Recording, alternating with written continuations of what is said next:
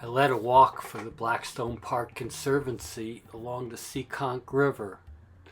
You never know what you're going to see, but this day there was a great blue heron out hunting. You can see there's fish in the neighborhood. Then there's an egret standing on the dock of the Narragansett Boat Club.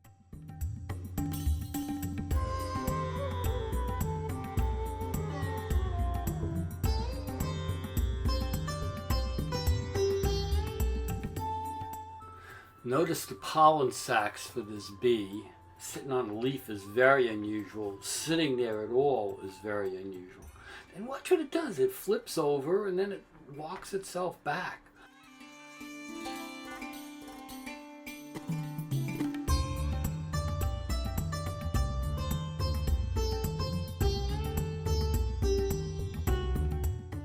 We didn't see turtles, we didn't see night herons, but what we did see to finish up the day was a series of crabs in the Seekonk River scuttling around. I think these are blue crabs.